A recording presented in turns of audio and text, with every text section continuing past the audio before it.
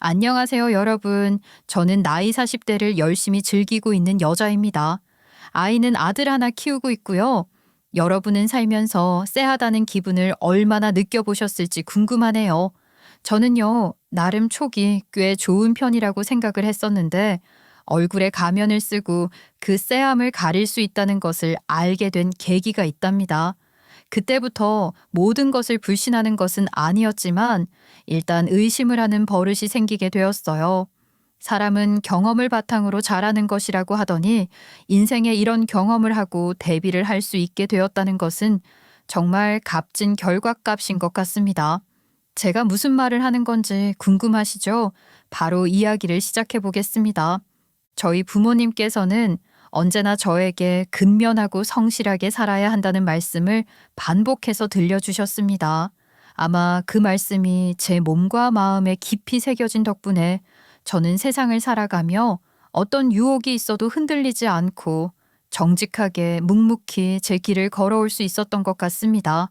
부모님은 정말 고생을 많이 하시면서도 늘 밝은 얼굴로 저를 키워주셨어요. 손에 물집이 잡히도록 일하시고 허리가 휘도록 일하시면서도 제게만큼은 좋은 것, 따뜻한 말, 정직한 마음을 물려주시려 애쓰셨습니다. 제가 어릴 적 가장 자주 들었던 소리, 혹시 뭔지 아세요? 바로 전 부치는 소리였습니다. 지글지글 철판 위에 식용유가 퍼지면서 기름의 온도가 천천히 올라가면 엄마는 커다란 바가지에 미리 만들어둔 반죽을 한 국자 떠서 힘차게 철판 위에 부으셨어요. 반죽이 철판에 닿는 순간 터져 나오는 그 소리는 어느새 저희 집 풍경의 일부가 되어버렸죠. 처음부터 저희 부모님이 전을 팔았던 건 아니었습니다. 원래는 간단하게 식사를 할 수 있는 작은 분식집을 하셨어요. 그때만 해도 저는 부모님이 그렇게 늦게까지 일하실 줄은 몰랐습니다. 그런데 어느 날 엄마가 떡볶이를 사 먹으러 온 손님들에게 이거 서비스예요 하며 부쳐둔 김치전을 조각내어 나눠주셨는데 그게 그렇게 인기가 좋았던 거예요. 어머, 사장님, 이거 너무 바삭하고 맛있어요. 전 메뉴 따로 만들어서 팔면 안 돼요? 어쩜 이렇게 전을 잘 부치세요? 이게 그냥 서비스라고요? 아이고, 그냥 어릴 때부터 해온 거라 손에 익었나 봐요. 별거 아니에요. 그날 이후로 저는 단골 손님들의 단골 요청 메뉴가 되어버렸죠. 그래서 부모님은 메뉴에 김치전, 파전, 감자전 같은 전류를 추가하셨어요. 아이고, 이전엔 막걸리가 딱인데. 그 막걸리도 팔면 좋겠네. 그 말에 엄마는 며칠을 고민하시더니 결국 막걸리를 따로 들여놓고 전과 함께 팔기 시작하셨어요. 그렇게 분식집은 점점 전집의 모습을 갖추게 되었고 손님들은 늘어났습니다. 저녁이 되면 불이 환히 켜진 가게 안에서 아빠는 재료 손질을 하고 엄마는 철판 앞에서 땀을 뻘뻘 흘리며 전을 부치셨죠. 결국 영업시간도 아예 바꾸게 되었습니다. 오전 장사는 줄이고 오후 5시부터 새벽 2시까지 집중해서 전과 막걸리를 파는 야장 스타일로 바꾸신 거죠. 그 결정은 대성공이었습니다. 동네 사람들은 퇴근 후 저희 가게에 들러 전과 막걸리 한 잔으로 하루의 피로를 풀었고 주말이면 일부러 차를 몰고 오는 손님도 생겼습니다. 아유, 사장님, 이거 낮에도 했으면 좋겠어요. 점심에 전 먹고 싶을 땐 갈 데가 없어요. 아이고, 몸이 하나를 안 돼요. 낮까지 하면 저 쓰러져요. 그렇게 웃으시면서도 엄마는 철판 앞을 떠나지 않으셨습니다. 하루 종일 느끼한 기름 냄새에 둘러싸여 계셨는데도 늘 바른 허리와 웃는 얼굴로 손님을 맞으셨고요. 아빠 역시 뒷주방에서 재료 준비하며 묵묵히 가게를 지켜주셨습니다. 그러다 보니 어린 저로서는 서운한 순간이 많았습니다.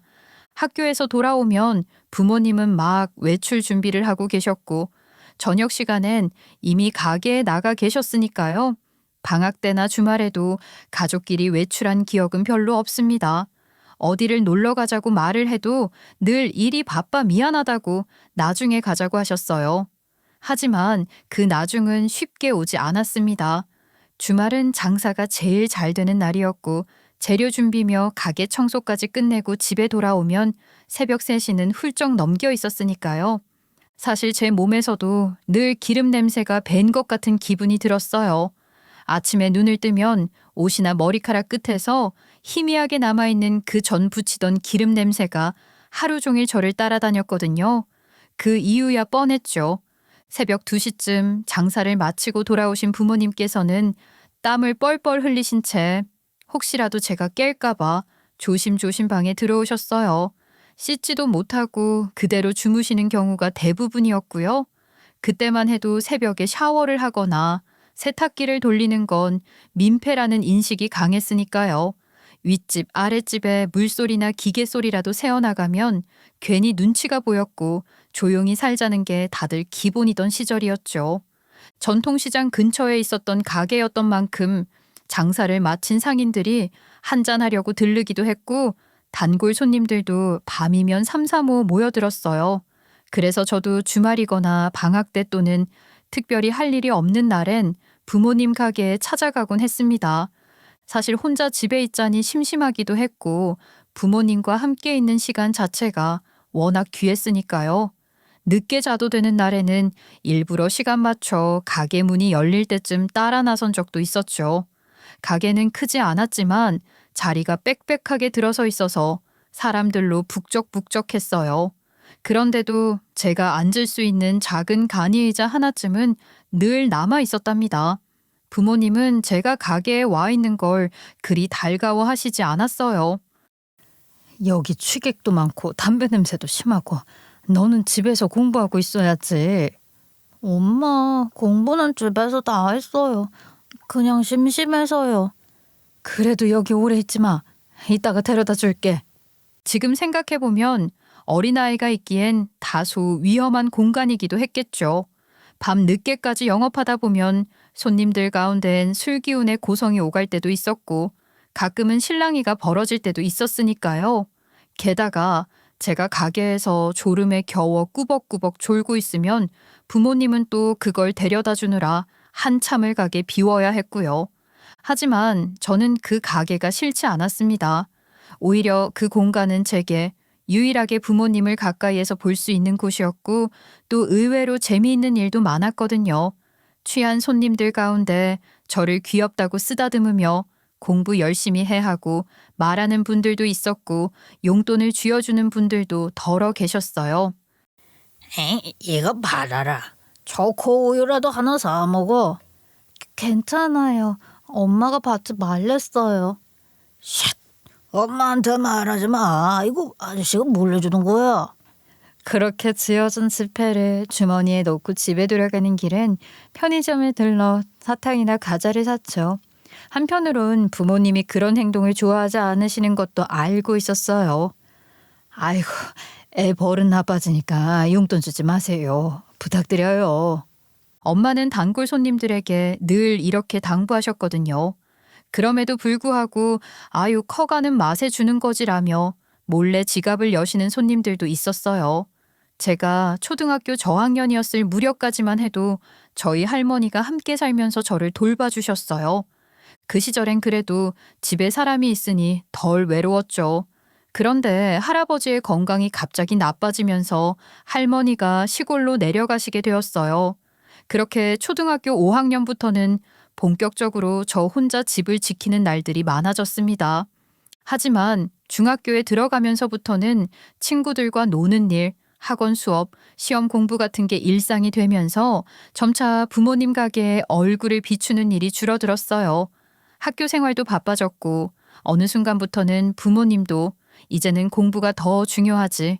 가게는 우리가 알아서 할 테니 신경 쓰지 말라고 하셨죠.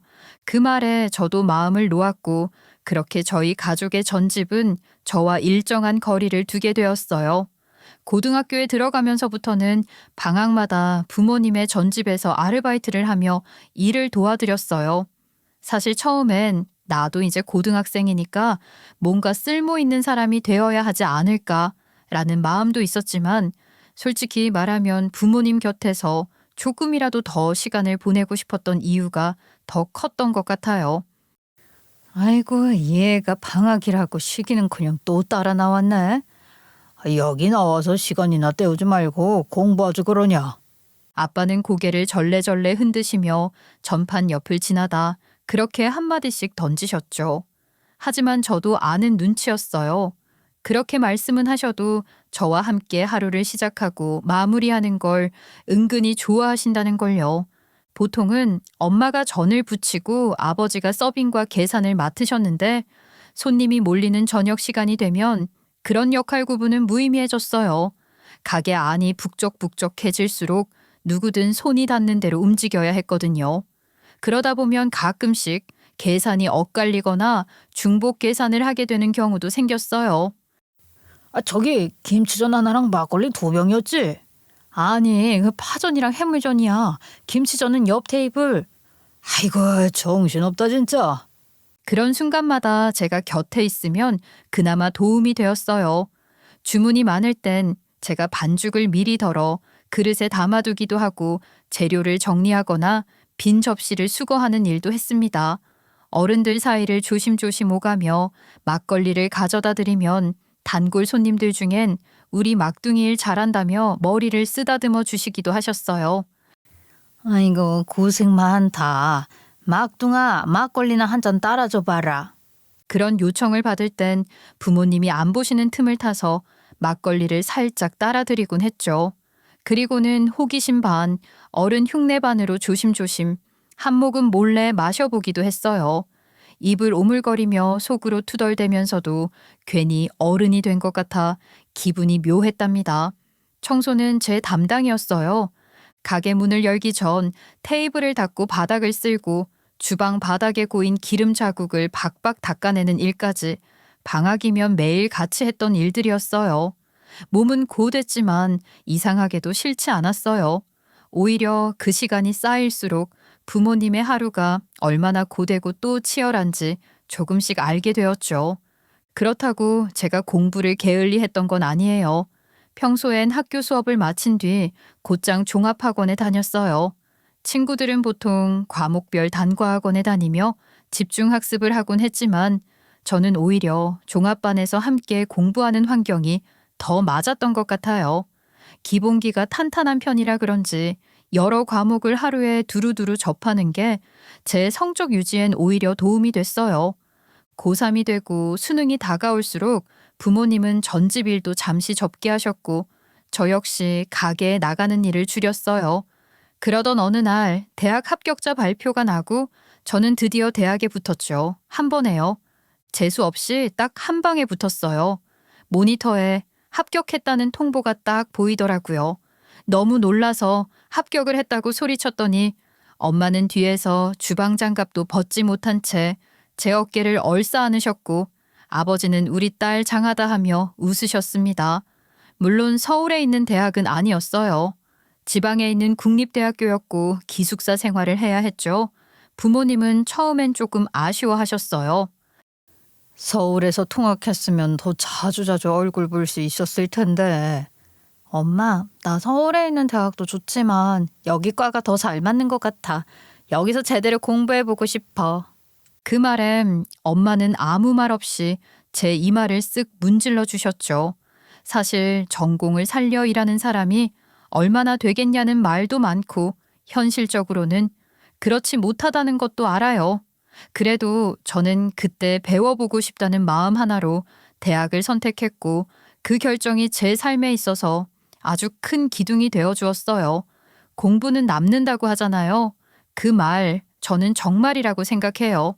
지금 돌이켜보면 그 방학 동안의 전집에서의 시간도 가게 바닥을 닦던 그 순간들도 모두 다 저를 키운 시간이었다고 느껴집니다. 그렇게 저는 대학을 졸업하고 고향으로 돌아왔어요. 기차역에 마중 나온 부모님은 제 캐리어를 대신 끌어주시며 마치 세상에서 가장 자랑스러운 표정을 짓고 계셨죠. 우리 딸 고생 많았어. 진짜 수고했어. 지방에서의 대학 생활은 나름 재미도 있었고 저에게 많은 걸 가르쳐 준 시간이었어요. 하지만 역시 서울만큼 인프라가 잘 갖춰진 곳은 아니라는 걸 뼈저리게 느꼈죠. 그래도 묵묵히 잘 버텼고 덕분에 저는 조금 더 단단해진 사람이 되어 돌아올 수 있었어요. 귀향한 저는 곧장 서울에 있는 회사들에 이력서를 내기 시작했어요. 입사 공고가 올라오기 무섭게 자기소개서를 다듬고 기업 홈페이지를 들여다보며 특성에 맞춰 포트폴리오를 수정했죠. 그러나 현실은 냉정했어요. 지방 국립대를 졸업했다고 하면 겉으론 괜찮다고 하면서도 서울 4년제 졸업자들과 비교당하는 건 어쩔 수 없더라고요. 내가 부족한가라는 생각이 들 때마다 다시 책상 앞에 앉아 자격증 공부를 시작했어요. 뭔가라도 더 준비해야 한다는 조급함에 하루가 어떻게 가는 줄도 몰랐죠. 엄마는 그렇게 응원해 주셨지만 저는 마음 한구석이 무거웠어요. 전집에서 여전히 땀 흘리며 일하시는 부모님께 손을 벌려가며 공부만 하는 건 제 성격상 도저히 못하겠더라고요. 그래서 공부와 병행할 수 있는 아르바이트를 열심히 찾았고 그러던 중에 지인 소개로 행사 도우미 아르바이트를 하게 됐어요. 지역 세무사회에서 주최하는 행사였는데 저녁 만찬 자리에서 서빙을 하며 음식과 음료를 나르고 끝난 뒤에는 뒷정리를 하는 일이었죠. 사실 그런 일을 해본 적이 없어서 처음엔 무척 긴장했어요. 단정하게 머리를 묶고 검은색 셔츠와 치마를 입고 나니 거울 속 제 모습이 어색하게 느껴지기도 했고요. 행사가 시작되고 정신없이 테이블을 오가며 접시를 나르던 중 일이 터졌어요. 와인을 들고 이동하던 중 제 손이 미끄러졌는지 와인잔이 기울어져 버렸고 그만 한 남자의 바지 위로 와인이 쏟아지고 만 거예요. 죄송합니다. 정말 죄송해요. 저는 그 자리에서 허둥지둥하며 물수건을 들고 우왕좌왕했죠. 얼굴이 화끈거릴 정도로 창피했고 도와주는 다른 직원이 와서 수습을 도왔지만 마음이 진정되지 않았어요. 그 남자는 저보다 많아야 서너 살 많아 보이는 깔끔한 인상의 사람이었어요. 정장을 입고 있었지만 너무 나이 든 느낌은 아니었죠. 그래서 저는 혹시 신입사원이 아닐까 생각했어요. 그런데 그분은 오히려 저를 안심시키려는 듯한 눈빛으로 조용히 말했어요. 괜찮아요. 옷은 세탁하면 되잖아요. 저도 처음엔 컵도 없고 쟁반도 떨어뜨리고 그랬어요. 정말 죄송해요. 세탁비라도 드릴게요. 아니에요. 실수도 다 경험이에요. 너무 걱정하지 마세요. 그 말이 참 묘했어요. 평소 같았으면 뒷말 없이 지나가지 않을 일일 텐데 그는 너무도 쿨하게 넘어가 주었고 오히려 제가 무안하지 않게 배려해 줬어요. 그 일이 끝나고 나서도 저는 행사장 한쪽에서 물컵을 닦으며 계속 그 사람을 흘깃거리게 되더라고요. 죄송한 마음도 있었지만 어딘가 따뜻해 보이는 그 표정이 머릿속에 오래 남았어요. 행사가 모두 끝난 뒤 저는 마지막 테이블을 닫고 뒷정리를 하면서도 괜히 주변을 두리번거리게 되었어요. 혹시 다시 마주치면 정식으로 사과라도 한 번 더 하고 싶다는 생각이 들어서였죠. 하지만 그는 이미 자리에서 일어나 다른 사람들과 인사를 나누며 행사장을 떠나고 있었어요. 그리고 그날의 우연한 만남이 제 인생의 어느 장면으로 이어질지는 그땐 미처 상상도 못했어요. 저는 27살에 첫 직장을 갖게 되었어요. 요즘 기준으론 조금 늦은 나이였죠. 그래서인지 신입사원으로 첫 출근을 하던 날 누구보다 긴장을 많이 했던 기억이 납니다. 이제야 겨우 시작이구나 싶은 마음도 들었지만 동시에 그래도 내가 회사에 나간다는 게 얼마나 큰 축복인가 싶어 마음을 다잡았어요. 매일 아침 정장을 입고 출근길에 오르는 제 모습이 신기하기도 했고 뿌듯하기도 했죠. 시간이 지나 어느 정도 업무에 익숙해지고 나니 회사 일이 바빠져서 부모님의 전집에 얼굴을 내밀 틈조차 없었어요. 일은 갈수록 많아지고 야근까지 겹치는 날엔 퇴근하고 나면 그냥 녹초가 되기 일쑤였죠. 그러던 어느 날 금요일 퇴근 무렵에 엄마에게서 전화가 왔어요. 주말에 단체 예약이 하나 들어왔는데 손님이 많아가지고 좀 도와줄 수 있을까? 엄마 금요일 퇴근하고 바로 갈게요. 너무 무리하지 말고 계셔요. 그렇게 저는 퇴근하자마자 서둘러 전집으로 달려갔어요. 도착하자마자 앞치마를 두르고 가게 한편에서 전을 부치기 시작했죠. 동시에 서빙도 하면서 정신없이 손님들을 맞이하고 있었는데 문득 낯익은 얼굴 하나가 눈에 들어왔어요. 어디서 봤더라? 누구지? 그런 생각이 들었죠. 금세 기억이 나진 않았지만 이상하게 익숙한 느낌이 들었어요. 그런데 그 사람도 저를 가만히 바라보는 게 저와 비슷한 감정을 느끼고 있는 듯 했죠. 마침 그 순간 그의 옆에 앉아있던 누군가가 무심코 팔을 휘두르며 그의 바지에 뭘 흘리고 말았어요. 괜찮으세요? 그가 자리에서 벌떡 일어난 순간 머릿속에 전기가 번쩍 스치듯 기억이 떠올랐어요. 바로 그 사람이었어요. 2년 전 제가 행사 도우미 아르바이트를 하다가 와인을 바지에 쏟아버렸던 그분이요. 저 혹시 그때 저 기억하세요? 행사장에서 제가 와인 쏟았던. 맞다, 맞아. 어디서 봤다 했더니만 당연히 기억나죠. 실수도 경험이라던 말 아직 유효해요? 그때 제가 제대로 사과도 못 드린 것 같아서요. 여기서 다시 뵙게 될 줄은 진짜 몰랐네요. 야, 근데 여기서 일하세요? 이 가게는 저희 부모님 가게예요. 오늘은 주말이라 도와드리러 온 거예요. 그날 이후 그분은 종종 친구들과 함께 가게에 들러 전도 먹고 막걸리도 한 잔씩 하며 시간을 보내셨습니다. 처음엔 인사만 나누던 사이였는데 점차 작은 대화를 주고받게 되었고 퇴근 후 짧게 나누는 스몰 토크가 당연한 일상이 되었어요. 어느 날은 조금 늦게 가게에 들른 그가 약간 술이 오른 얼굴로 조심스럽게 말을 꺼냈어요. 연락처 받아도 될까요? 사실 좀 전부터 고민했어요. 연락처를 여쭤봐도 될까 말까. 그렇게 우리는 연락을 주고받는 사이가 되었고 자연스럽게 밖에서도 만나게 되었어요. 둘 다 일하는 입장이라 자주는 아니었지만 틈날 때마다 카페에서 차도 마시고 가볍게 식사도 하면서 서로에 대해 조금씩 알아갔죠. 그는 조용하고 성실한 사람이었어요. 무슨 일이든 대충 넘기는 법이 없고 사소한 약속도 절대 잊지 않더라고요. 저는요, 어디서 무엇 하든 열심히 하는 사람을 보면 존경심이 들어요. 솔직히 말하면 전 누군가 옆에만 있어도 안정감이 드는 타입은 아니거든요. 근데 당신은 달라요. 묵묵히 자기 자리에서 일하는 모습, 그게 자꾸 마음에 남더라고요. 그 말이 왜 그렇게 가슴에 박히던지 저는 그 순간 그 말이 단순한 호감의 표현이 아니라 평생을 함께하고 싶다는 고백처럼 들렸어요. 우리는 그렇게 서로에게 조금씩 마음을 열었고 점점 더 가까워졌어요. 처음엔 서먹했던 분위기도 사라지고 서로를 위해 배려하고 이해하는 관계가 되어갔죠. 그리고 마침내 우리는 결혼을 약속했어요. 다만 상견례를 앞두고는 조금 긴장되었어요.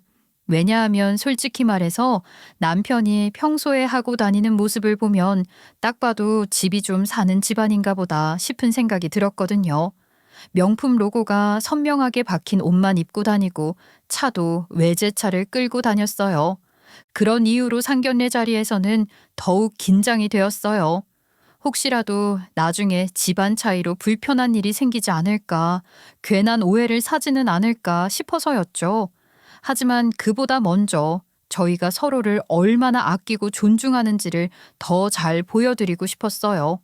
과연 그 자리가 어떤 전환점이 될지 저는 기대 반, 걱정 반의 마음으로 상견례를 준비했어요. 아니나 다를까 예비 시댁은 정말 돈이 많은 집안이었어요. 평소 남편이 하고 다니던 모습만 봐도 대충 짐작은 했지만 막상 상견례 자리에 앉아보니 그 분위기에서부터 우리는 좀 다르다는 무언의 기운이 느껴지더라고요. 사돈네는 무슨 일을 하신다고 하셨죠? 제가 알기론 요식업 쪽 사업을 하신다고 들었던 것 같은데. 예비 시어머니께서 물으셨을 때 저는 잠시 말을 망설였어요. 사실 저는 제 부모님이 전집을 운영하신다는 것이 한 번도 부끄러웠던 적이 없었어요. 오히려 늘 자랑스럽게 생각해왔고 친구들에게도 거리낌 없이 말해왔죠. 하지만 이상하게도 그날만큼은 마음이 조금 복잡했어요. 괜히 비교당하는 기분이랄까요. 내가 너무 초라해 보일까봐, 나 혼자 모자란 사람처럼 느껴질까봐 마음 한쪽이 움츠러들었어요. 그래도 숨기고 싶진 않았어요. 아, 시장 쪽에서요. 부모님이 전집을 하시거든요. 꽤 장사가 잘 되는 가게예요. 말을 꺼내자 예비 시어머니의 눈썹이 살짝 올라갔지만 예상 외의 반응이 돌아왔어요. 어머, 시장 장사도 잘 되면 요즘은 웬만한 사업보다 낫죠. 현금도 많이 들고 손이 많이 가는 일인데 대단하시네요. 그 말을 듣는 순간 마음이 조금 놓이더라고요. 마치 인정받은 기분이었어요. 제가 평소에 느끼던 자부심이 비로소 그 자리에서도 받아들여진 것처럼 느껴졌어요. 시어머니께서 그렇게 말해주시는 걸 보면서 이분은 생각보다 편견이 없으시구나 싶기도 했고요. 남편은 세무사로 일하고 있었고 시댁은 말 그대로 빵빵한 집안이었어요. 그런데 그런 집안에서 전집을 운영하는 평범한 회사원인 저에게 너그러운 마음을 보여준다는 것 자체가 어쩌면 그 가족이 가진 인품의 일부일 수도 있겠다고 생각했어요. 결혼식은 생각보다 조용하게 치렀어요. 남편 쪽 손님이 많긴 했지만 저희 쪽은 아무래도 친척들이 지방에 계시고 인맥도 소박하다 보니 규모가 상대적으로 작았죠. 물론 조촐하다고 해서 돈이 적게 든 건 아니었어요. 워낙 고급을 따지는 시댁 쪽 요청이 있었거든요. 그렇게 두 분은 손에 쥐고 있던 적금 통장을 꺼내셨고 몇 번이나 숫자를 계산하시며 제 결혼식 비용에 보태주셨어요. 그 정성 덕분에 결혼식은 무사히 치러졌고 저는 새로운 가정의 일원이 되었어요. 결혼 후에는 시댁 식구들과 조금씩 가까워지리라 생각했어요. 그런데 그게 생각처럼 쉽진 않았어요. 처음엔 그 화려한 생활이 그냥 있는 집은 저렇게 사는구나 싶었죠. 그런데 살다 보니 점점 이상하다는 생각이 들기 시작했어요. 시어머니는 아침마다 에르메스, 샤넬 같은 명품 가방을 그날 옷에 맞춰 바꿔 드셨고 시누이는 매일 유튜버 협찬으로 나오는 최신 트렌드 옷을 입고 외출을 하곤 했어요. 문제는 두 분 모두 딱히 직업이 없으셨다는 것이에요. 물론 전업주부일 수도 있고 여유가 있어서 일하지 않으실 수도 있죠. 그런데 이상했던 건 그렇게 화려한 소비를 하시면서도 돈에 대한 이야기가 나오면 늘 말을 아끼신다는 거였어요. 어머니는 요즘 뭐 하세요? 그냥 이것저것 여유롭게 지내지 뭐. 시어머니께서는 늘 애매한 대답을 하셨고 시누이에게 물어도 상황은 비슷했어요. 아가씨는 유튜브 하시는 거예요? 아니야, 그냥 협찬 들어오는 것만 받아서 입는 거예요. 예전에는 좀 했었거든요. 시아버지는 사업하신다고 하셨지만 제가 보기엔 매일 골프 다니시고 틈만 나면 해외로 여행을 가시고 도대체 어떤 일을 하시는 건지 알 수가 없었어요. 사업이라는 게 꼭 사무실에 앉아 있어야 하는 건 아니지만 그렇게 매일 바깥으로 돌아다니는 모습을 보면 도무지 감이 오질 않았죠. 차라리 물려받은 재산이 많아서 여유 있게 지낸다고 했으면 이해가 갔을 텐데 남편은 늘 우리 집도 다들 각자 일해. 열심히 살아오신 분들이야 라고 말했어요. 하지만 저는 점점 궁금증이 쌓이기 시작했어요. 정확히 어떤 일을 하시는 걸까? 어디서 이렇게 많은 돈이 나오는 걸까? 그래서 몇 번인가 조심스럽게 남편에게 질문을 해봤어요. 아버님의 회사는 어떤 쪽이야? 응? 아, 그냥 여러 군데 투자도 좀 하시고. 말했잖아, 예전에 사업체도 있었고. 그래서 지금은 어떤 일을 하시는데? 그야, 그런 거 너무 따지지 말고 좀 편하게 지내면 안 돼? 그 말이 자꾸 마음에 걸렸어요. 제가 궁금해하는 게 뭐 그리 큰 실례일까 싶었고 점점 말을 돌리는 듯한 태도도 낯설게 느껴졌어요. 이후로도 시댁 식구들에게 어떤 일을 하시는지 여쭤보면 대답은 늘 흐릿했고 제가 자세히 묻는 걸 별로 좋아하지 않는 눈치였어요. 그때부터였어요. 시댁의 화려함이 더는 부럽게만 보이지 않았던 건 오히려 그 화려함 뒤에 어떤 비밀이 숨어 있는 건 아닐까 알 수 없는 불안감이 스멀스멀 올라오기 시작했어요. 그러다가 어느 날 시어머니께서 저를 시댁으로 잠시 들르라고 하셨어요. 평소처럼 별 생각 없이 다녀오려고 했는데 그날따라 택배가 하나 도착해 있었고 마침 제가 현관문을 열어주는 바람에 택배를 대신 받게 되었죠. 제가 박스를 들어 올려 식탁에 올려놓자 시어머니가 급히 다가오셨어요. 어머, 그건 내가 정리할게. 고마워. 말투는 다정했지만 손길은 다소 급했어요. 박스 옆에 딸려온 봉투 하나가 눈에 띄었는데 낯선 발신처가 적혀 있었고 법인세 고지서라는 문구가 적혀 있었어요. 그 순간 뭔가 이상하다는 느낌이 스치고 지나갔어요. 그런데 더 의아했던 건 시어머니와 시아버지가 거실 한쪽에서 서로 속닥속닥 대화를 나누며 그 봉투를 조심스럽게 주고받고 계신 모습이었죠. 그냥 일상적인 대화라기엔 어딘가 경계심이 느껴지는 분위기였고 저로서는 너무나 궁금해졌어요. 혹시 시부모님께서 새로 사업 같은 걸 하시나? 오늘 법인세 고지서가 온 것 같던데. 에이, 그런 거 너 알아서 뭐하게. 그냥 모른 척하고 있어. 괜히 머리 아프게 만들지 말고. 그 말투가 뭐랄까 너는 몰라도 되는 일이라는 식으로 들려서 마음이 꽤 불편했어요. 이후로도 시댁 식구들은 제가 궁금해한다는 걸 아는 듯 오히려 더욱 조심스럽게 저를 피하며 자신들끼리만 정보를 공유하는 분위기였어요. 저만 소외되는 느낌이랄까요. 이상하게도 더 알고 싶어진다는 생각이 점점 강해졌어요. 그러던 어느 날 부모님 가게에서 일을 돕고 있던 와중에 시어머니와 시아버지가 예고도 없이 불쑥 방문하셨어요. 어머, 어머님 아버님, 저희 부모님 가게에는 무슨 일로 오셨어요? 아, 네가 여기 있을 거라고는 생각은 못했구나. 아니 근데 여기서 뭘 하고 있니? 앞치마까지 메고 설마 너 일하고 있는 거야? 그때 제가 고등학생 시절부터 봐오던 단골 손님 한 분이 저를 알아보시고는 환하게 웃으며 손을 드셨어요. 아, 예, 오랜만이다. 막걸리 한 잔 따라봐라. 예전처럼 한 잔씩 나눠 마시죠. 예전에도 자주 그러셨기에 저는 자연스럽게 미소를 지으며 막걸리를 따라드렸어요. 그런데 그 순간 시어머니께서 갑자기 제 쪽으로 성큼 다가오시더니 날카로운 목소리로 외치셨어요. 예, 천박하게 뭐 하는 짓이니 지금? 손님 앞에서 술 따르고 있는 모습이 보기 좋겠어? 아니요, 어머님. 정말 어릴 때부터 봐온 단골 손님이셔서. 밖에서 술이나 따르는 그런 짓이나 하고 있었던 거야? 우리 집안 체면이 이게 어울린다고 생각하니? 솔직히 네가 이런 가게 하는 집 딸이라는 것도 처음엔 별로였는데 오늘 와서 보니까 더더욱 아니다. 우리 아들 장래를 생각해서라도 이쯤에서 정리하는 게 나을 것 같아. 아니 어머님 지금 그게 무슨 말씀이신지. 정리라니요? 너 쪽팔린 줄 알아. 능력도 없고 가진 것도 없고 여기서 뭐 자랑이라고 술 따르고 있어. 솔직히 이 결혼 우리가 너무 성급했어. 애도 없을 때 이혼하는 게 낫겠어. 순간 가슴이 철렁 내려앉는 기분이었어요. 그 자리가 꿈인지 현실인지 모를 정도로 정신이 멍했죠. 정말 자다가 봉창 두드리는 소리도 아니고 왜 갑자기 이혼 이야기가 나오는지 이해할 수 없었어요. 집에 돌아와 남편에게 그 이야기를 하자 남편은 담담하게 이렇게 말했어요.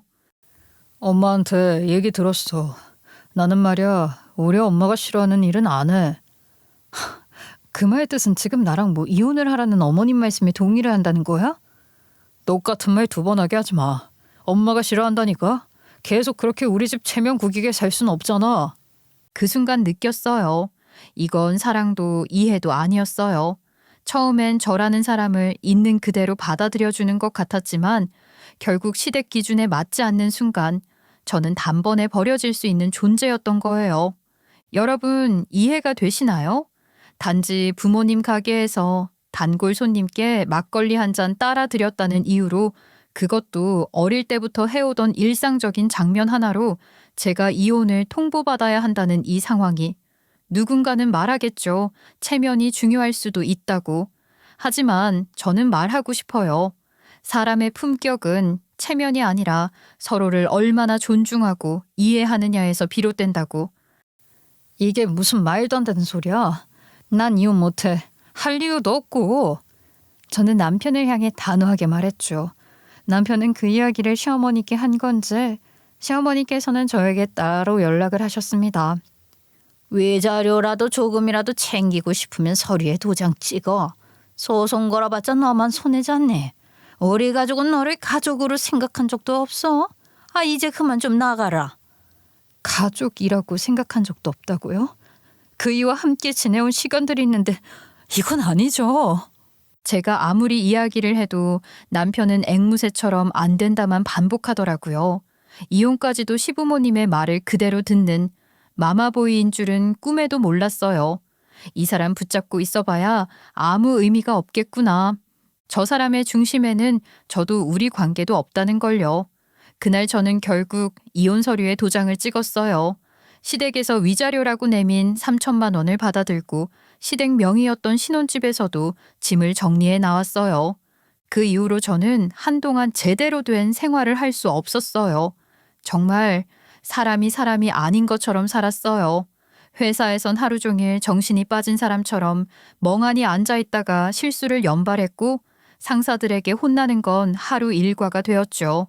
출근과 퇴근만 반복하는 로봇처럼 살았어요. 그러다 결국 사고를 쳤죠. 분기 실적 보고를 준비하는 전사 회의 날 정신이 제대로 박혀있지 않던 저는 작년 데이터를 들고 회의에 들어간 거예요.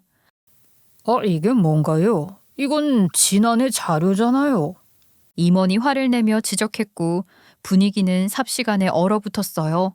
회의는 엉망이 되었고 저는 그 과실로 회사에서 짐을 싸야 했습니다. 아무리 실수라 해도 반복된 문제였고 더는 감싸줄 수 없는 상황이었죠. 퇴사 통보를 받은 날 저는 아무 말도 하지 못한 채 사무실을 나왔어요. 그저 마음속으로 이게 끝이 아니기를 바랄 뿐이었죠. 그렇게 몇 달을 쉬다가 저는 마음 정리를 조금씩 해나가기 시작했고 결국 미사리에 있는 호프집에서 일을 시작했어요. 일을 그만두고 집에만 있으니 오히려 더 답답했고 뭐라도 해보자 싶었거든요. 몸은 고됐지만 오히려 몸을 움직이고 나면 잡생각도 줄어드는 법이니까요. 누구보다 성실하게 일했어요. 서빙이면 서빙, 청소면 청소, 배달까지 하나하나 제 손으로 해냈고 점점 사람들도 저를 알아보고 인사를 건네주셨어요. 그런데 그렇게 평온을 되찾아가던 어느 날이었어요. 마른 하늘의 날벼락처럼 충격적인 일이 일어났어요. 저녁 시간 가게 안이 북적이던 찰나였어요. 동료가 바빠서 제가 맥주 몇 잔을 트레이에 올려들고 손님 테이블 쪽으로 갔는데 테이블에 앉은 사람들 얼굴을 보고 그대로 얼어붙고 말았어요. 시어머니, 시아버지, 시누이, 그리고 남편, 그리고 처음 보는 여자 한 명까지. 낯익은 얼굴들 사이에서 낯선 여자가 남편의 팔짱을 끼고 앉아 있었어요. 마치 가족 같은 분위기였고 저는 그걸 보는 순간 재혼을 했구나 싶었어요. 저랑 이혼한 지 2년이나 지났으니 새로운 사람이 생겼을 수도 있다고는 생각했지만 막상 눈으로 보니 숨이 턱 막혔어요. 맥주잔을 조심스럽게 내려놓자 제 얼굴을 확인한 시어머니가 제 옆구리를 쿡 찌르듯 웃으며 말했어요. 누군가 했더니만 어머 너였구나. 네 년이 술은 잘 따랐잖아. 비유도 좋고 말이야. 누가 달끈 같은 사람들한테도 척척 잘하더니 결국 여기서 일하게 됐네. 뭐 천직 찾은 거 아니야? 그 자리에 얼어붙은 채 서 있는 제 앞에서 그들은 웃고 떠들고 술을 마시며 아무렇지도 않게 저를 조롱했어요. 저는 아무 말도 하지 못했어요. 화가 나서도 분해서도 아니에요. 그냥 그 순간은 모든 감정이 얼어붙어 버렸거든요. 시누이까지 나서서 저를 조롱하듯 말했어요. 이혼하길 천만다행이지. 우리 집안같이 대단한 집안에 시집온 며느리가 술이나 따르고 있다. 이 사실을 다른 사람들이 알았으면 어쩔 뻔했어? 그 말에 저는 너무 기가 막혀서 입을 열 수조차 없었어요. 잠시 숨을 골라가며 조용히 물었죠. 지금 그 말 진심으로 하신 거예요? 말 다 했어? 아니 사람을 앞에 두고 무시를 해도 유분수지. 뭐 더 해줄까요? 이 정도면 나도 순화해서 말을 한 것 같은데. 시누이는 한쪽 어깨를 으쓱하면서 비웃듯 말을 이어갔고 시어머니와 시아버지는 그 말을 듣고는 또 깔깔 웃기 시작했어요. 그 순간 저는 마음속으로 결심했어요.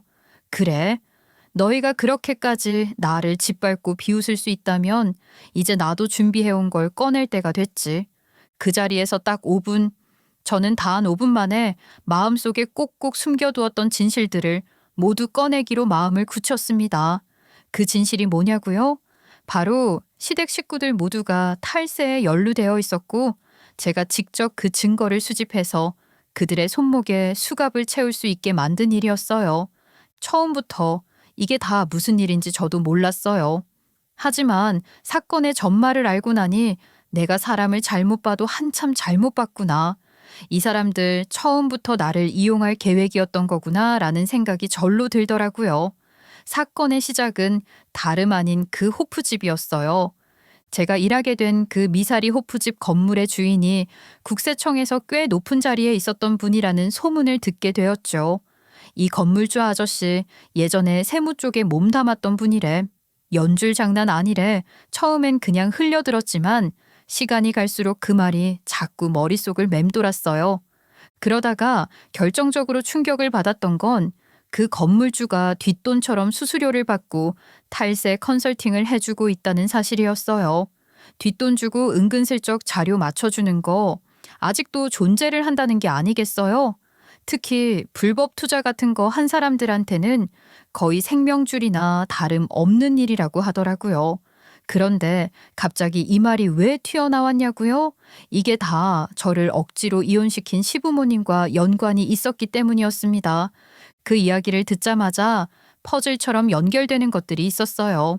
시아버지와 시어머니가 평소 우리 일은 말로 설명하긴 좀 애매해라던 그 말, 매일같이 골프를 치면서도 일을 한다던 시아버지의 생활, 딱히 수입이 없으면서도 명품과 외제차를 즐기는 시누이의 씀씀이까지 도무지 이해가 안 갔던 그들의 생활 방식이 그 순간부터 이상하게 선명하게 보이기 시작했어요. 결정적인 건 시댁에 갔다가 제가 택배를 대신 받은 날이었어요. 그날 도착한 등기 우편안에는 법인세 고지서가 있었고 봉투에 찍힌 발신처는 제가 처음 보는 이름이었어요. 호기심에 몰래 핸드폰으로 찍어두었다가 나중에 검색해 보았더니 세상에 몰타에 등록된 법인이었고 등기인 이름은 놀랍게도 우리 시누이 이름이더라고요. 몰타? 거기는 세금 거의 없는 나라 아니야? 순간 머릿속이 어지러워졌어요. 사업을 하다 보면 법인을 해외에 세우는 경우가 있는 건 알지만 우리 시누이가 딱히 무슨 사업을 하고 있는 것도 아닌데 왜 몰타 법인이 있어야 하냐는 거죠. 그때부터 저는 의심을 하기 시작했고 시댁에 갈 때마다 우편물 더미를 유심히 살펴보게 되었어요. 그러던 중 또 다른 봉투가 도착했는데 그 안에는 투자 수익 분배 내역서라는 것이 있었고 투자금 송금처로 시아버지 이름이 선명하게 적혀 있었어요. 아무리 봐도 이건 일반적인 합법 투자와는 거리가 멀어 보였어요. 결정적인 건 우리 부모님 전집을 두고 시댁에서 이상한 말을 꺼냈던 그날이었어요. 전집이면 현금 장사잖아. 그럼 돈 많이 들어오겠네? 너희 어머니 하루에 얼마씩 벌어? 그 말이 처음 들렸을 땐 그냥 별 생각 없이 넘겼어요. 하지만 지금 생각해보면 그 말은 단순한 궁금증이 아니라 탈세 통로로 쓸 수 있는지를 떠보는 질문 같았어요. 그제서야 모든 게 명확해졌어요. 시댁은 이미 불법 투자로 번 돈을 세탁하는 과정에서 페이퍼 컴퍼니를 이용하고 있었고 제 부모님의 전집까지 엮어서 탈세 루트를 더 넓히려 했던 걸 수도 있다는 생각이 들었어요. 저는 그 순간부터 본격적으로 자료를 모으기 시작했어요. 몰래 촬영한 서류 사진, 오고 간 대화의 녹음 파일, 택배 박스에 찍힌 발신처까지, 그리고 마침내 국세청 익명 신고 시스템을 통해 모든 자료를 정리해 제출했어요. 회신을 받기까지는 시간이 걸렸지만 확실한 증거와 경로가 있었기에 조사는 빠르게 시작됐고 결과는 상상 이상이었죠. 본건은 탈세 혐의가 확인되어 관련 인물 전원에 대해 조사에 착수합니다. 이제 그들의 손목에 수갑이 채워지는 일만 남았다고 생각했습니다. 깔깔대며 저를 비웃던 그 얼굴들이 이제 어떤 표정으로 변하게 될지 저는 그 장면을 상상하며 조용히 준비를 마쳤어요. 그리고 그날이 아주 멀지 않았다는 것도요. 저도 만발의 준비를 해오고 있었으니까요. 이혼 후에 망가진 제 일상을 어떻게든 되돌리기 위해서 말이죠. 저희 부모님은 시장에서 오래도록 장사를 해오셨어요. 그러다 보니 자연스럽게 상인들이 일 끝나고 한 잔씩 걸치러 들르는 경우가 많았죠. 그러니 우리 가게에서는 카드보다는 현금 결제가 훨씬 많았어요. 요즘 세상이야 현금을 잘 안 들고 다닌다고는 해도 시장에서 5천 원, 10,000원짜리 나물 하나 사려고 카드 꺼내는 분은 여전히 드물어요. 그래서 장사 특성상 현금이 더 많이 오갔고 손님들도 대개 막걸리 한 잔 마시고 나면 그냥 지갑에서 현금을 꺼내주시는 시기였죠. 현금 영수증을 요청하시는 분도 많지 않았고요. 그런 특성을 시댁에서도 눈여겨본 것 같더라고요. 그러던 어느 날 시부모님께서 따로 부모님께 연락을 하셨다고 해요. 아이, 저희 집안에 며느리도 들어왔으니 가족 구성원이 될 기회를 드리고 싶어요. 겉으론 참 그럴싸하게 말씀하셨지만 속내는 달랐죠. 혹시 가족끼리 돕는 셈 치고 현금 좀 세탁해 줄 수 있겠습니까? 그 말을 듣고 부모님은 깜짝 놀라셨다고 해요. 대뜸 현금 세탁이라니 장사만 해오신 분들이 들을 수 있는 말이 아니었죠. 시부모님 말로는 자신들 쪽에도 거래처는 있긴 한데 수수료가 비싸다며 우리 집을 통하면 더 저렴하게 처리할 수 있지 않겠냐고 하셨대요. 일만 잘 되면 며느리 앞으로 집도 하나 마련해 드리고 앞으로는 저희 가족으로 섭섭치 않게 대해드릴게요. 듣기엔 그럴듯한 조건이었지만 우리 부모님은 오히려 그 말에 심한 반감을 가지셨대요. 결혼을 해서 부부로 살고 있는데 이제 와서 가족 구성원 운운하는 게 말이 됩니까? 애초에 둘이 좋아서 결혼한 거고 우리는 딸을 보낸 사람이지 거래를 한 게 아닙니다. 우리는 근면성실하게 장사해 왔습니다. 현금 세탁이니 탈세니 그런 일에 연루될 생각은 추도 없습니다. 세금도 정직하게 신고하고 살아온 사람들이라고요. 그렇게 단칼에 거절을 하셨지만 시부모님은 쉽게 물러서지 않으셨어요. 며칠 후 또 가게에 찾아오셔서는 봉투 하나를 슬쩍 내미시더래요. 이거는 표예요. 거래할 때 쓰는 거고 수수료도 정해져 있어요. 도와주시면 저희도 감사하게 챙겨드릴게요. 아유, 가족이면 가족답게 대해야죠. 이런 식으로 딸을 시험에 들게 하시는 건 가족도 아니고 장사꾼도 아닙니다. 이런 불편한 상황은 자제해 주세요. 아유, 서로 돕자는 건데 왜 그러세요? 그럼 그렇게 버티시겠다는 거예요? 따님, 이혼당하면 어쩌시려고요? 그 말을 듣고 부모님은 마음이 너무 무거우셨다고 해요. 하지만 그 순간 한 가지 다짐을 하셨대요. 그래도 우리 딸은 이 상황에 연루되면 안 된다. 위험해지기 전에 끊어내야 한다. 결국 마지막으로 가게를 찾으셨던 그날 제가 마침 가게에 있었어요. 시부모님은 저를 보는 순간 당황한 얼굴을 감추지 못하셨어요. 예상하지 못한 상황에 살짝 얼어붙으신 듯 했죠. 그러던 찰나 고등학생 시절부터 저를 예뻐해 주시던 단골 손님 한 분이 저에게 막걸리 한 잔을 따라달라고 하셨던 거고요. 저는 아무렇지도 않게 웃으며 막걸리를 따라드렸죠. 늘 하던 일처럼 자연스럽게요.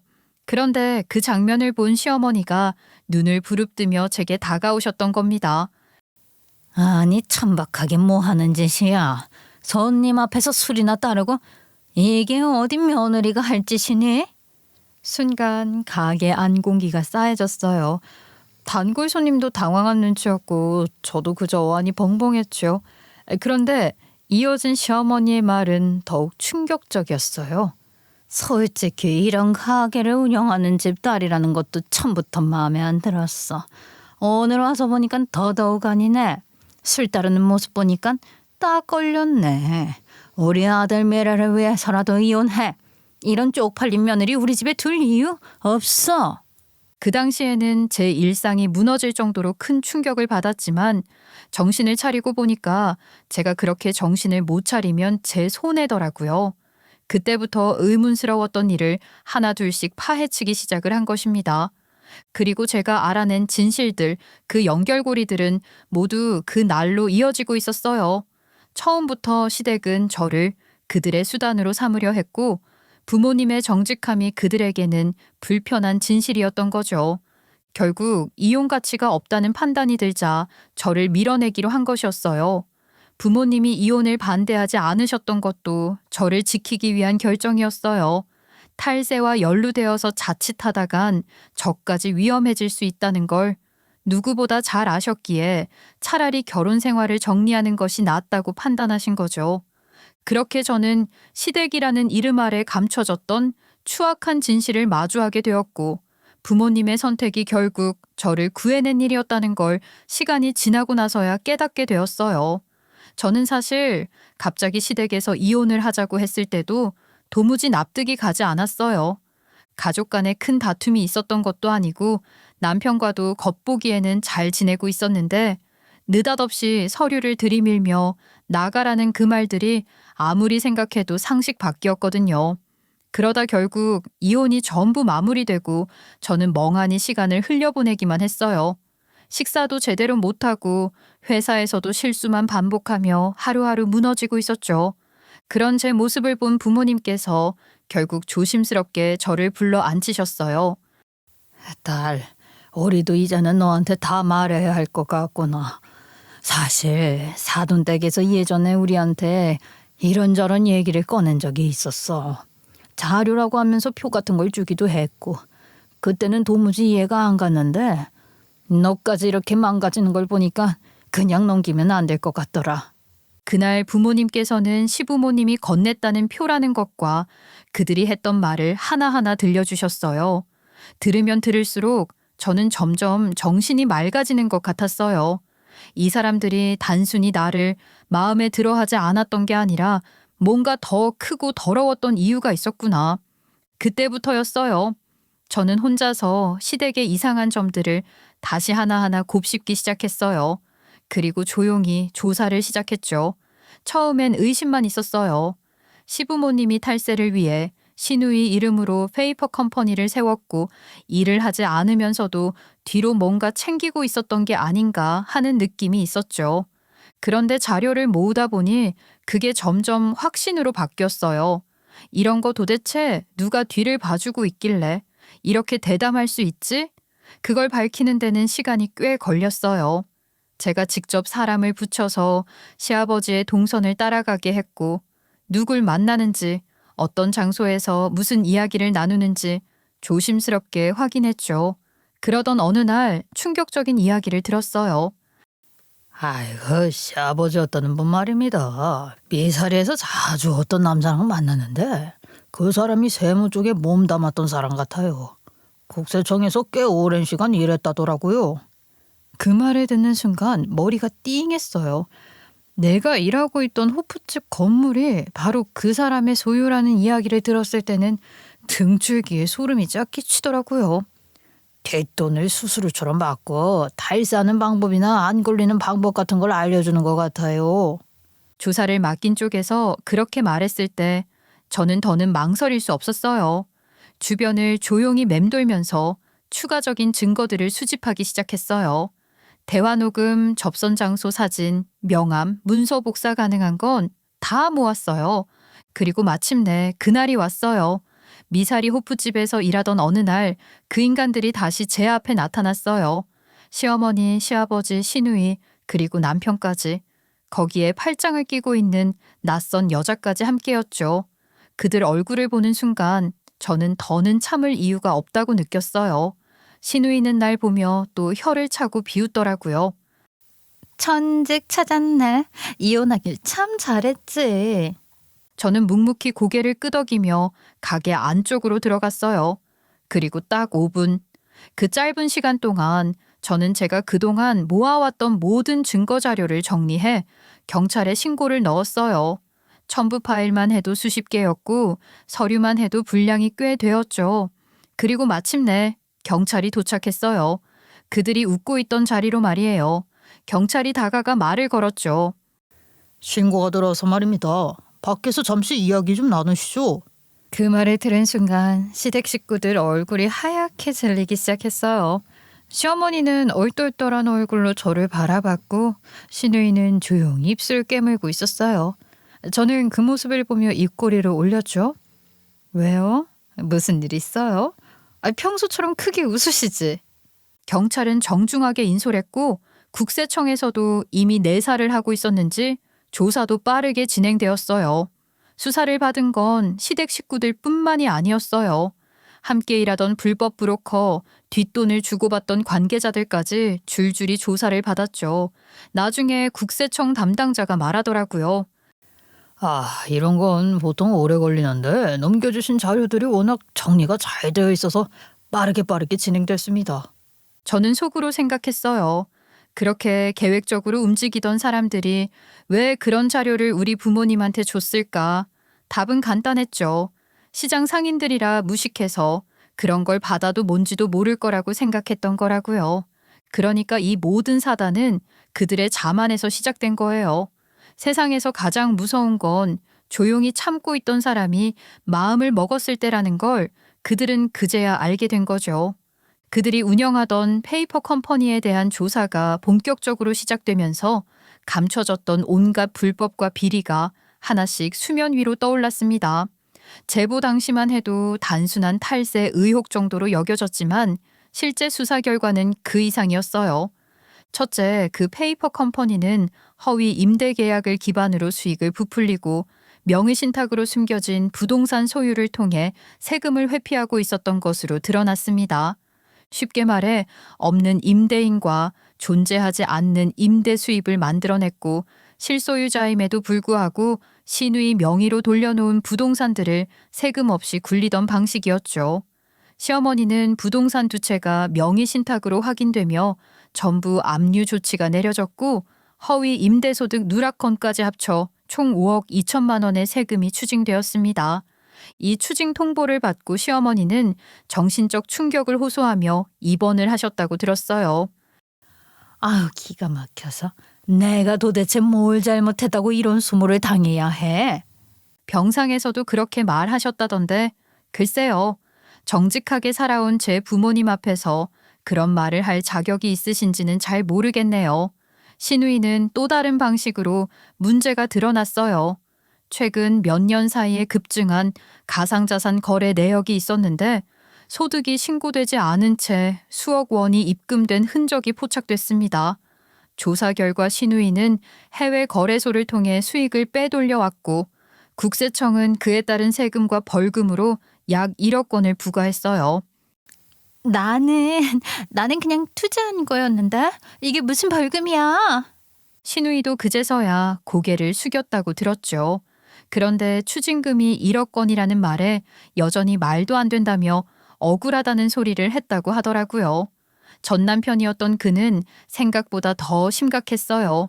세무사 자격을 가진 사람이면서도 가족들의 세무대리를 맡으며 고의적으로 허위 보고를 했고 법인 접대비를 사적으로 전용해 고급 식당과 골프장 비용을 처리해온 것이 밝혀졌습니다. 그 결과 그는 세무사 자격을 박탈당했고 벌금형과 사회봉사 명령까지 내려졌어요. 세무사 회에서조차 이건 용서받기 어려운 배신이라는 말이 나왔다더군요. 그리고 시아버지, 그 사람은 결국 실형을 선고받고 구속됐습니다. 처음에는 나는 억울하다며 항소를 준비했지만 추가로 밝혀진 외화 밀반입 정황까지 확인되며 항소심에서도 기각, 징역 3년, 집행유예 없는 실형이 확정되었어요. 아름아름 들려온 이야기로는 처음엔 수감생활 적응을 힘들어했고 교도소 규칙을 무시하다가 징벌방에도 들어갔다고 하더군요. 이제야 진짜 일을 하게 된 셈이죠. 그들의 그런 몰락을 직접 목격하면서 저는 묘한 감정이 들었어요. 통쾌하다기보단 허무하고 씁쓸했죠. 저렇게까지 했어야 했나? 결국 본인들 발로 무너지는 건데 라는 생각이 들기도 했어요. 하지만 곧 저는 마음을 다잡았어요. 아니야, 나는 이 모든 과정을 이를 악물고 견뎌냈고 그들이 마땅히 받아야 할 법의 심판을 받게 한 거야. 내가 지켜야 할 걸 지킨 거라고. 그렇게 저는 조금씩 일상을 회복해 갔습니다. 혼자 조용히 살아가는데 익숙해지기도 했고요. 미사리 호프집에서 계속 일을 하던 중 제 이야기를 들은 한 경찰 수사관이 조심스럽게 말을 건넸어요. 자료 정리 능력도 좋고 저 의심 포인트도 잘 잡으시던데 혹시 세무사무소 같은 데서 일해보실 생각 없으세요? 그 한마디가 저에겐 새로운 전환점이 되었어요. 그래, 이렇게 끝내면 안 되지? 내가 잘할 수 있는 걸로 내 삶을 다시 설계해보자 싶었습니다. 그날 이후 저는 세무사 보조 업무와 관련된 정보들을 찾아보기 시작했어요. 자격증 과정도 살펴보고 세무사 시험에 대해서도 알아보았죠. 과정은 생각보다 쉽지 않았어요. 회계학, 세법, 법령까지 모두 만만치 않은 공부였어요. 하지만 저는 결심했어요. 아르바이트 하면서 흘려보내는 시간보다 이렇게 한 발이라도 내 미래를 위해 걷는 게 낫지 않을까? 그런 생각이 들었기 때문이었어요. 그리고 뜻밖의 행운이 하나 더 있었어요. 국세청 탈세 제보 포상금으로 무려 3,500만 원을 수령하게 된 거예요. 그 돈으로는 학원 등록도 하고 필요한 교재도 구매하고 당분간의 생활비까지 커버할 수 있었어요. 아이고야, 이거는 하늘이 너한테 준 기회야. 이제는 네 인생만 생각하고 살아. 이제부터는 저 자신만 믿고 살아보려고요. 진심으로요. 지금의 저는 여전히 공부 중이에요. 미사리 호프집에서는 시간제로 일하면서 낮에는 세무사무소 인턴으로 일하고 있어요. 자료 정리, 간단한 서류 스캔, 고객 응대부터 시작했지만 하나하나 배워가고 있어요. 퇴근하고 돌아오면 교재를 펴고 야금야금 공부를 해요. 아직 갈 길은 멀지만 요즘 저는 살아있다는 느낌이 들어요. 시댁 식구들에게 당했던 그 모든 수모, 억울했던 시간들 다 잊은 건 아니에요. 솔직히 말하면 지금도 가끔은 그들이 비웃던 그 말이 떠올라요. 술이나 따르는 니년이 우리 집안에 들어온 게 안 어울렸어.